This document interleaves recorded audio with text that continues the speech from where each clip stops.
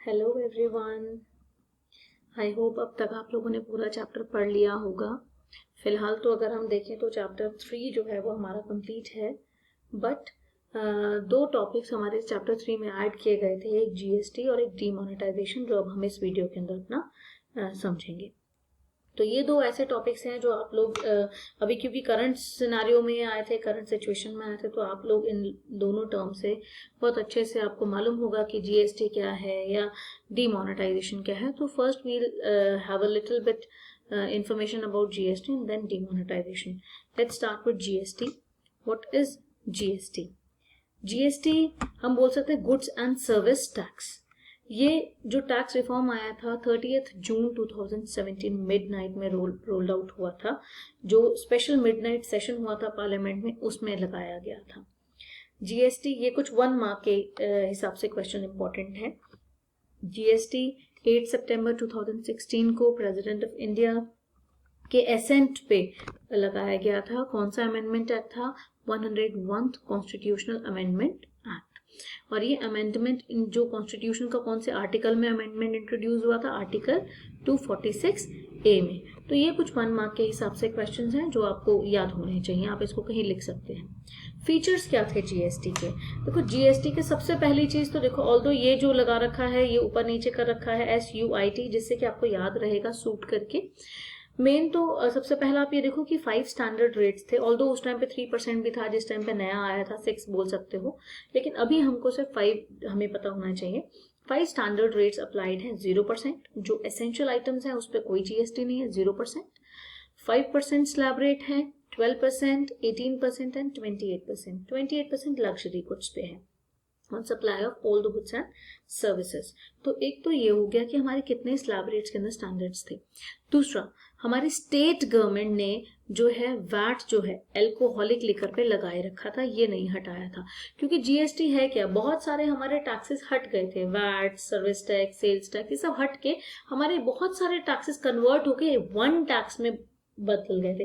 अब हमें बहुत सारे अलग अलग टैक्स नहीं देने, अब हमें सिर्फ एक टैक्स देना जीएसटी।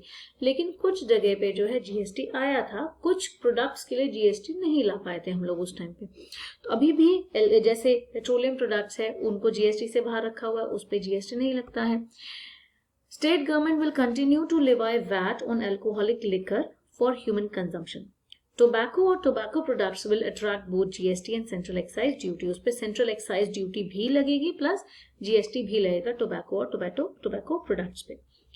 इट हैज रिप्लेस्ड, अभी जैसे मैंने आपको बताया कि उसने बहुत सारे लार्ज नंबर ऑफ टैक्स को रिप्लेस किया था। जहां हम पहले बहुत सारे टैक्सेस देते थे, अब हम सिर्फ एक टैक्स देते हैं, जीएसटी।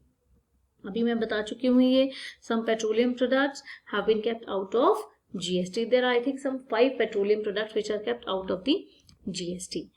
इसके एडवांटेजेस क्या थे, क्यों लेके आए थे हम, इससे क्या बेनिफिट हुआ था? इससे हमारी जीडीपी, क्योंकि जब जीएसटी हुआ था तो टैक्स इवेजन कम हुआ, ट्रांसपेरेंसी आ गई थी, लोगों को ज्यादा टैक्स नहीं देना था। बहुत सारे टैक्सेस में जो है लोगों की इनकम छुप जाती थी, तो सिंपल टैक्स में आया, इनकम लोगों की बढ़ी, जो हमारी जीडीपी बढ़ी, इट राइजेस अबाउट 2%। तो हमारी बूस्ट इन जीडीपी हुआ, ये सबसे बढ़िया बात हुई हमारे साथ। जीएसटी लाने के बाद कस्टमर्स को एडवांटेज मिले कि वो कॉमन मार्केट होगी सभी के लिए, किसी के लिए कोई ज्यादा टैक्स नहीं, किसी के लिए कोई कम टैक्स नहीं, सभी के लिए कॉमन मार्केट है, सेम टैक्स, और 1 टैक्स 1 नेशन जिसे बोलते हैं हम लोग, 1 नेशन 1 टैक्स, पूरा एक नेशन के लिए एक ही टैक्स लगा हुआ है। इसका एम क्या था? It aimed at reducing cascading effects of various taxes on consumers. Cascading effects, you can say that कि जो नेगेटिव इफेक्ट्स पड़ते हैं, किसी को ज्यादा देना पड़ रहा है, किसी को कम देना पड़ रहा है, तो कंज्यूमर्स के ऊपर जो टैक्स बर्डन पड़ रहा था वो नेगेटिव पड़ रहा था। तो अब सबके लिए कॉमन मार्केट हो गई, तो इसीलिए जो कास्केडिंग इफेक्ट्स थे वो कम हो गए थे। फिर इसका फाइल करना बहुत ज्यादा इजी है। compliance will also be easier as all the tax payment related services like registration, returns and payments are available online. Now it is easy, आप घर बैठे भी जीएसटी अपनी फाइल कर सकते हैं। और ट्रांसपेरेंसी आ गई कि कोई भी चीज अब छुपी हुई नहीं थी, हिडन नहीं थी, लोग अपनी इनकम नहीं छुपा सकते थे, टैक्स लेना है वो ट्रांसपेरेंट था। तो जीएसटी जो है ऑनलाइन काम हो रहा है, तो सारी चीजें ट्रांसपेरेंट थी, कोई भी चीज ऐसी नहीं थी जो गवर्नमेंट की नजरों से बाहर हो। यहाँ हमारा जीएसटी का थोड़ा टॉपिक कंप्लीट होता है, थोड़ा सा डिस्कशन। बाकी आपको रिटर्न में मैं मटेरियल जीएसटी और डीमोनेटाइजेशन पे देने वाली हूँ, बहुत जल्द आपको रिटर्न में भी वो मटेरियल आपको मिल जाएगा। Next we come to the next topic, demonetisation. Demonetisation क्या था, जो हम लोगों के 500 और 1000 के नोट्स, नोटबंदी जिसे बोलते हैं, वो बंद हो गए थे। लीगल टेंडर अब नहीं थे वो। नोट बंद कौन सा होता है, जिसको गवर्नमेंट या आरबीआई बोल देता है कि अब ये लीगल टेंडर नहीं होगा। मनी वही मनी है जिसे लीगल टेंडर अप्रूव किया गया है। तो डीमोनेटाइजेशन कब आया था? 8 नवंबर 2016। Very important question from one mark point of view. Two largest denomination notes, that means 500 and 1000 notes ceasing to be legal tender. Cease कर दिया गया कि अब ये लीगल टेंडर नहीं होंगे, लीगली ये मान्य नहीं होंगे नोट। इसके बदले में क्या आया था? 2000 का नोट और 500 का नया नोट आ गया था। एम क्या था, क्यों लेकर आए थे डीमोनेटाइजेशन? तो उसको एक इजी फॉर्म में FACT फैक्ट करके आप लोग देख सकते हैं। तो पहला फॉर्म कैशलेस सोसाइटी, दूसरा है adding savings into the formal financial system. इसको हम लोग आगे एक एक करके पढ़ते चलते हैं। पहला है कैशलेस सोसाइटी या लेस कैश सोसाइटी। इसको कैशलेस ही आप समझ लो, कैशलेस में इसको कर देती हूँ, इजी रहेगा आपके लिए। Forming a cashless economy, cashless society, economy हमारी कैशलेस हो जाए।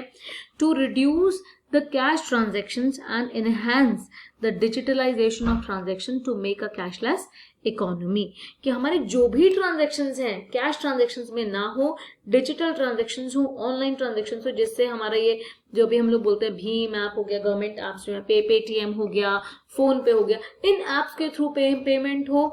नेटवर्क जो हमारी नेटवर्क बैंकिंग है वो ज्यादा शुरू हो, जिससे कि जो भी हमारी ट्रांजेक्शन हो रही है वो फॉर्मल वे में हो। कैश के ट्रांजेक्शन आप देख नहीं सकते, पकड़ नहीं सकते कहाँ पे कितना कैश ट्रांजेक्शन हो, बट ये कैशलेस इकोनॉमी हो, कहीं पे भी आपको कैशलेस आने की जरूरत नहीं है, आप अपना ट्रांजेक्शन कहीं से भी, आप फोन से भी कर सकते हैं। दूसरा आया था बेनिफिट, फीचर क्या था इसका? Adding savings into the formal financial system. अब जैसे डीमोनेटाइजेशन हुआ, नोटबंदी हो गई, तो लोगों ने जाके अपने बैंक से नोट एक्सचेंज करने शुरू कर दिए थे। तो ये चीज, और लोगों की जो सेविंग थी वो भी कहीं ना कहीं बैंक के पास आई थी। तो to pave way for digitalisation, एक रास्ता बनाया डिजिटलाइजेशन का। कैसे कि लोगों के जो ट्रांजेक्शन थे कैश से हटा के formal financial system, formal financial system क्या? बैंक के थ्रू हो, ताकि सारी चीजें ट्रांसपेरेंट रहें, ये मोटिव था।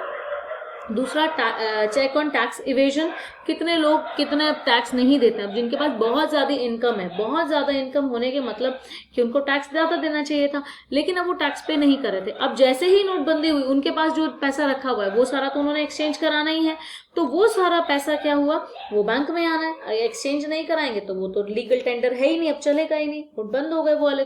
तो ये सबसे बढ़िया था कि उन लोगों को डिक्लेयर करनी ही पड़ी अपनी जो अनअकाउंटेड वेल्थ थी, जो वेल्थ उन्होंने ऑलरेडी डिक्लेयर नहीं की थी वो उन्हें डिक्लेयर करनी पड़ी। अदरवाइज क्या हुआ था, लूप होल्स यहाँ पे उन्होंने गरीबों के अकाउंट में डाल दिया, कन्वर्ट करा लिया, कोई दिक्कत नहीं, लेकिन एटलीस्ट ठीक है, उनके पास से कम वेल्थ तो हमारे सामने आई ना, कि हाँ चीजें तो निकली ना बाहर।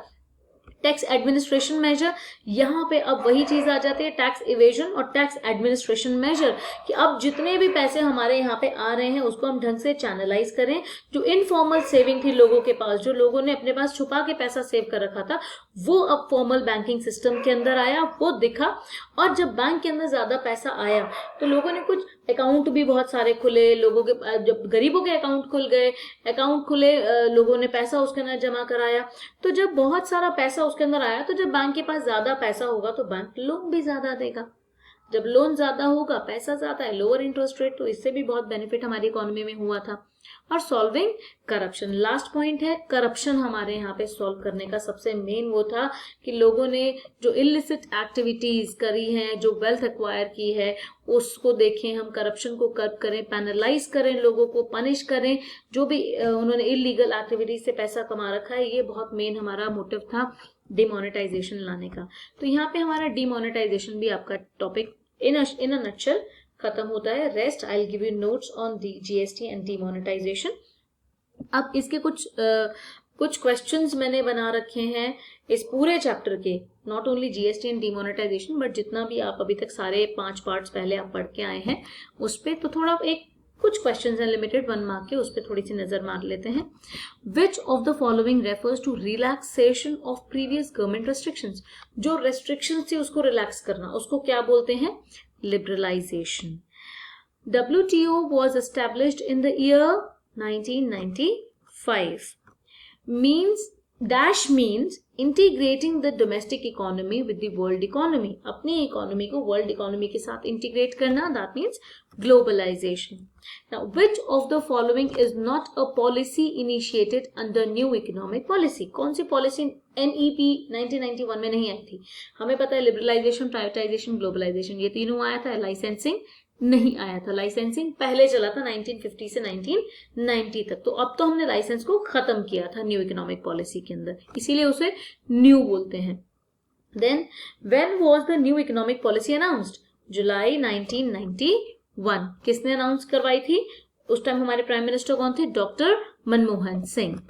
Next, dash refers to the disposal of equity of public sector units in the market.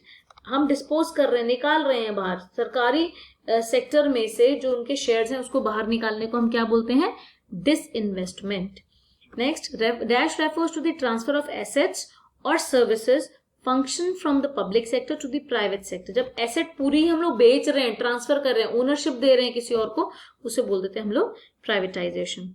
WTO का फुल फॉर्म क्या होती है? World trade organisation.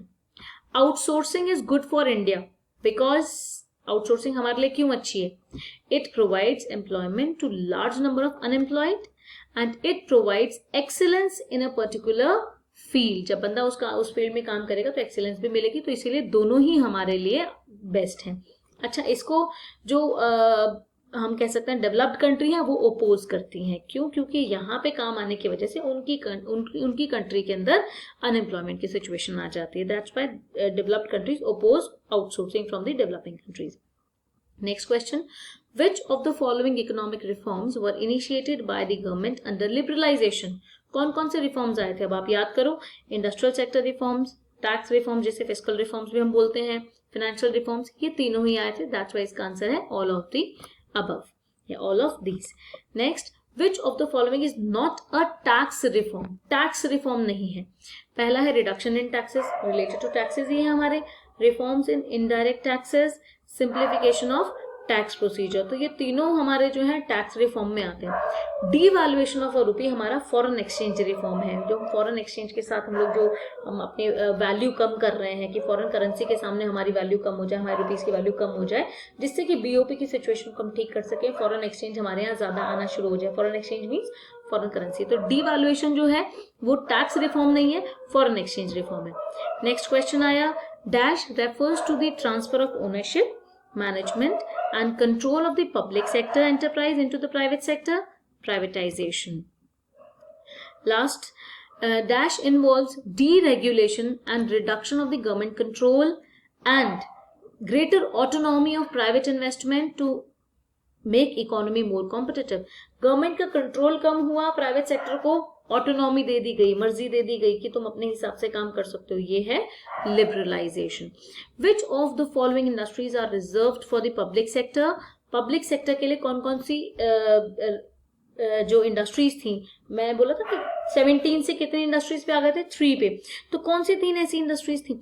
उसमें से यहाँ पे हमारा लिखा हुआ है डिफेंस इक्विपमेंट, एटॉमिक एनर्जी और सीमेंट. देखो, सीमेंट इंडस्ट्री पब्लिक सेक्टर ने नहीं रोकी थी अपने पास. कौन सी रिजर्व की थी? Defence equipment, atomic energy. तो दैट्स वाई इसका आंसर क्या है? Both A and B. So now thank you and all the best. Your chapter number 3, New Economic Policy 1991, or you can say LPG policy, liberalization, privatization and globalization policy 1991 has been completed here. I hope you all have understood and enjoyed also this chapter. Please complete your notes, and if there is any problem to you people, please make sure to ask your doubts. Do not carry forward your doubts, otherwise you will be in great trouble. आपको समझ में नहीं आएगा, आपको आगे दिक्कत होगी. तो please do not carry forward your doubts. Please clear it as soon as possible. All the best. God bless you.